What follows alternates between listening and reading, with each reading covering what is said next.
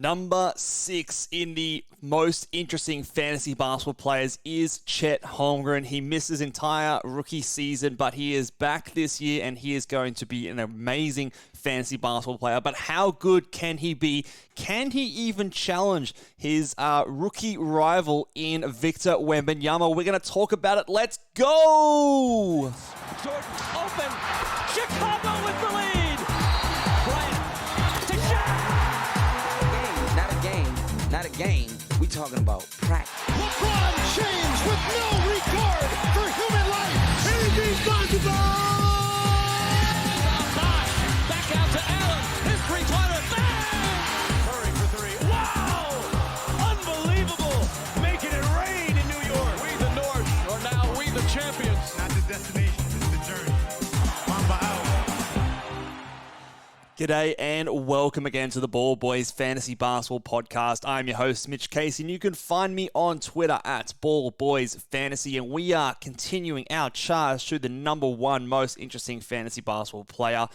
Today we are talking number 6, and it is Chet Holmgren, who is, in my opinion, sometimes, well, at least prior to the preseason, was getting slept on a little bit. I think the game against Victor Wembanyama early in the preseason opened a lot of people's eyes out to the potential that this man has.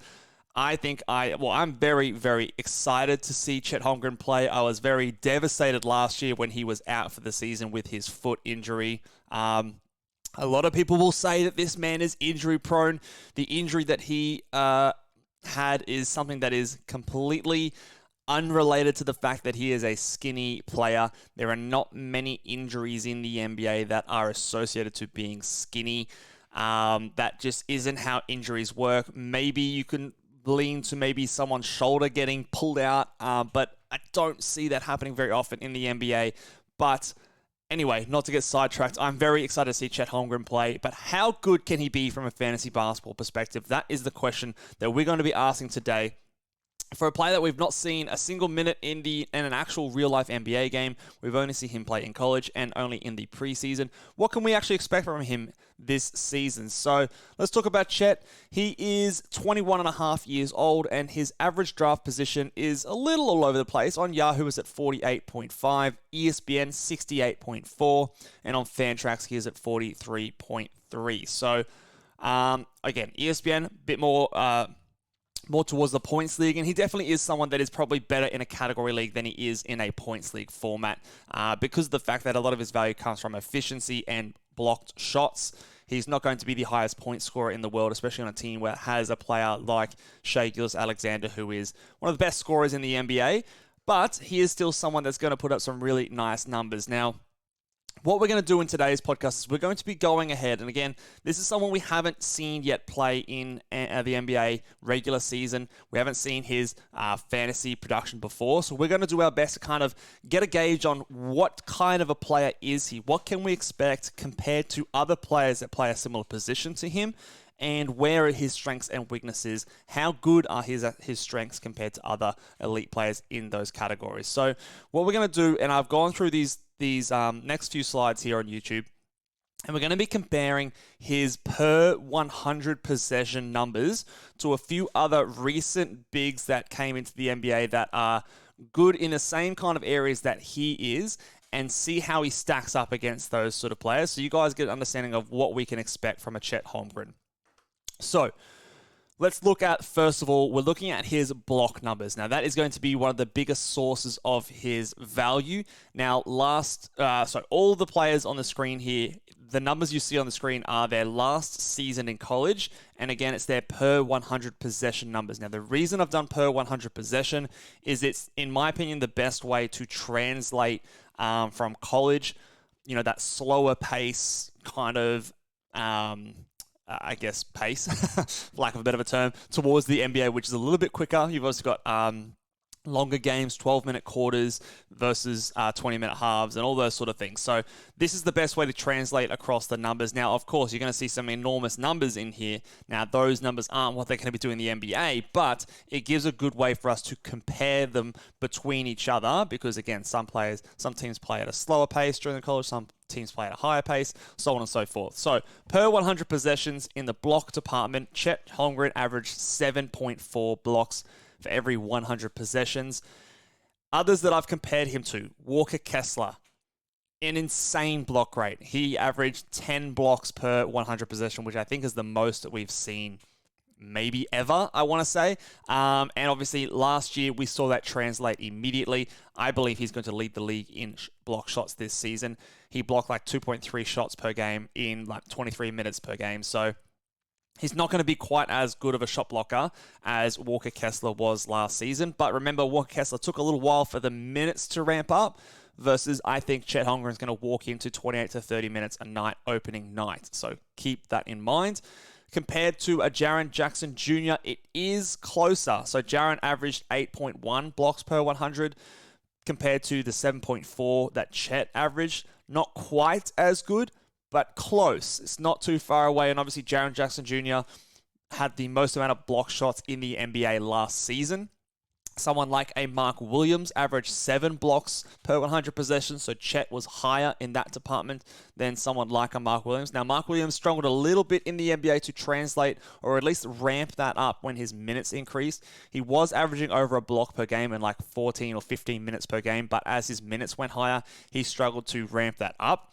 I believe, again, this would be suggested by where they went in the draft, that Chet Holmgren is a much more intelligent rim protector than someone like a Mark Williams. I think he reads the play a lot better than a Mark Williams. So I do think that we have a higher chance of Chet's block numbers translating into the NBA than a Mark Williams did. So if we look at Mark Williams' kind of lower volume block rate or lower minutes block rate where he was doing 1.1 in that 15 minutes per game, I think that Chet will be doing something similar, but be in a better position to allow that to actually scale up when his minutes are more at that 28 to 30 minutes per night. So that gives me an idea of exactly where I expect him to be. And then Jalen Duren was the lowest of all of these guys. Again, another a high draft position center in the NBA in the most recent few seasons. He was only at 4.7 blocks per 100 possessions. So fair bit away from these other guys, so we can expect that Chet Holmgren is going to be a fairly better shot blocker than Duren was, who again I think only averaged 0.9 blocks. Again, smaller role in 25 minutes or so, but Chet should at least clear that very, very comfortably in his first season in the NBA. But let's look at some other stats. Let's look at the next one at rebounds. Chet actually, compared to all of those other players, was the best rebounder out of all of them. So his rebounds per 100 possessions was 19.9, so nearly 20 rebounds per 100 possessions. Walker Kessler was at 17.6. Jaren Jackson Jr., the worst, at 15.6. Mark Williams, 18.4. Jalen Duren, 18.1. So he clears all of them by over 2 rebounds per 100 possessions. So of all of those players, even someone like good rebounders like Mark Williams and Walker Kessler, he was better than those guys in college. He has a really good ability to not only block shots, but he's also an excellent rim protector. And whilst he might not block every shot, he'll block a lot of them, but he's really good at defending at the rim, making players miss at the rim, and when they miss, he's really good at collecting that and getting a lot of those rebounds. He's also a really good offensive rebounding player. He lurks a lot around the rim, especially when other players draw and drive. He's there to kind of clean up the mess a little bit. So of all those players, he was the best rebounder, and I think that's maybe an underrated part of his game that we don't talk about. We always talk about the block shots, which is really special, and his rim protection is very special, but he's a really, really good rebounder. He's also walking into a team that really, like, Giddey is probably the next best rebounder on their starting lineup, who's their point guard. So there's no big power forward that he's playing next to or any other, like Walker Kessler has to compete with Larry Markin and John Collins for rebounds. Duren has to compete with some of the other big guys in Isaiah Stewart and those kind of other guys for rebounds. Chet doesn't really have that competition, so I think he's going to be a very underrated player when it comes to rebounds. It would not surprise me if he's averaging double-digit rebounds in his rookie season, maybe even closer to that 10.5, 11 rebounds per game. That would not shock me at all. It is one of his big strengths of his game, and as you can see on these per 100 possessions in college, he out-rebounded all of these other highly drafted centers and power forwards, so that is definitely something to remember.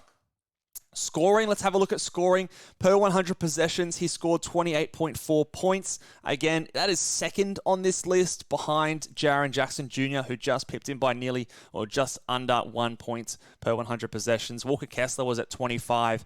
Jaren Jackson Jr. at 29.3. Mark Williams at 27.9. And Duren at 26.7. Now, scoring is not necessarily going to be his strength in the NBA, but it is important to note that he was a better scorer than Walker Kessler, a better scorer than Mark Williams, a better scorer than Jalen Duren. So those players, again, in the role or the minutes load that I expect Chet Holmgren to average, probably more around that 13 to 14 per game mark. So I can see Chet Holmgren probably clearing that mark by a little bit. Maybe it's more that 14 to 15 to 16. So that range of 14 to 16 points per game, in my opinion. So if you combine that again with some really good block numbers, around that sort of, I don't want to say Jaren Jackson Jr. numbers, but what Jaren Jackson Jr. did maybe in his first few seasons. Remember, Jaren also had lower minutes to start his career and has still had lower minutes ramping up these past few seasons. So good block numbers, really good rebound numbers, okay scoring numbers behind only Jaren Jackson of this group here. I think that is definitely something to note as well. And the last category, the last stat that we're going to look at compared to these sort of guys here is the field goal percentage. So field goal percentage, again, Chet Holmgren is a player that can shoot threes. He's not only just a rim-running big man, but even still, he is extremely efficient. Again, this is not per 100, this is just flat numbers. So 60.7 was his field goal percentage in college compared to a Walker Kessler who was 60.8. And we know that Walker Kessler averaged like 70% from the field last year in the NBA. Now, his offensive role will be much more limited compared to what a Chet Holmgren's role will be. So I don't expect him to reach that level because he's going to be taking more difficult shots. However, what that does just illustrate to me is this someone who's going to enter the NBA different to your typical rookie who will be putting up poor efficient numbers. I think that there's a chance that Chet Holmgren averages 50+% from the field, even though he's going to be having probably of all of these players in their rookie year, one of the more higher usage numbers in the team that he is in because he has that offensive versatility and creativity compared to a lot of these other guys. He can still do it at a very efficient clip. Jaren Jackson Jr. was 51.3%. We know that was something he struggled with early in his career and it's still not a huge strength of his. Chet, much more efficient than him. Mark Williams was the most efficient out of all of these guys. Again, very limited versatility, 72.1%. He was really just dunking the basketball, a few hook shots here and there. And then he was even more efficient than a player like Jalen Duren as well. So 59.7% from the field for Jalen Duren. And again, he was like a 65% guy from the field last season. It's also important to note that Chet is going to be playing next to players like a Josh Giddey, playing next to players like Shai Gilgeous-Alexander, who are going to be taking the majority of the focus from the defensive, from the defense of the other team. So he is in a really good position to kind of just feed off those guys. They're both really good passers. So he's going to get some easy looks as well, like these other centers did in their first season in the NBA. I think that he is definitely someone who is going to be decently efficient from the field in the NBA, as well as having good rebounds, solid enough scoring, great block numbers as well. Plus, out of all of these players, maybe outside of Jaren Jackson Jr., he is the best three-point shooter. He hasn't put up huge amounts of volume from three before, but he could come in and average close to a 3 per game, which obviously Duren, Mark Williams, and Walker Kessler shot no threes in their game at all. So that is a huge negative for those players, but a Chet Holmgren has at least ability to contribute something in that category and not let that really drain his field goal percentage as well, which is, again, really worth noting. So with all of those things combined, to me, he is a player that if we talk about where people are going and those players we compared him to, a player like a Walker Kessler might get him in blocks. He'll probably get him in field goal percentage, but in terms of rebounds, I think Chet could out-rebound him. I think Chet will outscore him. I also think Chet will get more threes. He's probably going to be someone, again, better from the free throw line, and he's not going to be as much of a black hole when it comes to assists and steals. So, in my opinion, Chet should be going ahead of Walker Kessler in nearly every single draft, in my opinion. He just does more things than a player like a Walker Kessler. Now, I don't think he should be going as high as someone like a Jaren Jackson Jr., who obviously will outscore him, outblock him, probably hit more threes than him because he's a more established player. The field goal percentage will be fairly similar. So he's not going to be going as high as someone like a Jaren Jackson Jr., in my opinion, or even someone like a Miles Turner, although that's a little bit closer. But I do think if you start to piece together where those types of players are going, I do think that him going in the 40s is totally reasonable. I think that's a perfect place to sort of grab him. I think that as any rookie, there will be ups and downs. However, the fact that he's had a year on the sideline to kind of watch and observe the NBA, I think is a strength of his as compared to a regular rookie for fantasy purposes.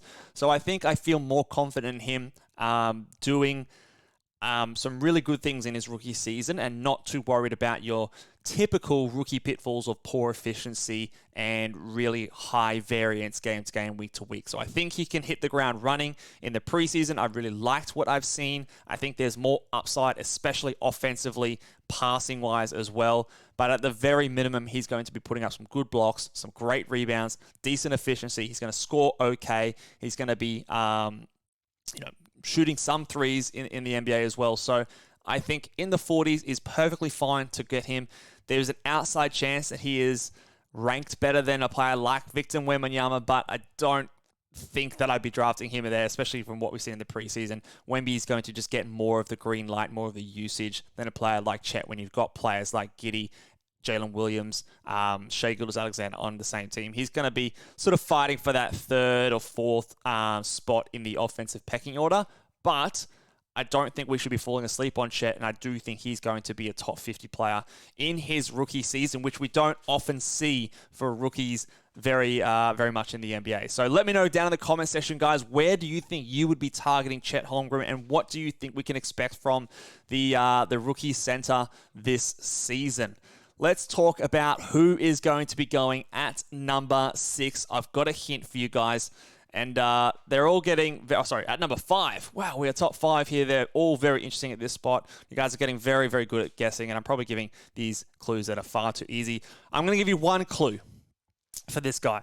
The guy that we have at number 5, I am probably... And you're going to get this straight away, but I am the highest on this player compared to consensus out of any single player in the entire fantasy basketball landscape. He is the guy that, compared to any other analyst, I believe he is the guy that I am the highest on out of all the players. We're going to talk about him tomorrow on the number 5 in the fantasy basketball most interesting players. And then we are up to the top 4 after that. There are so many very interesting players for us to discuss and deep dive in. Check out the top 10 sleepers and busts that have recently come out.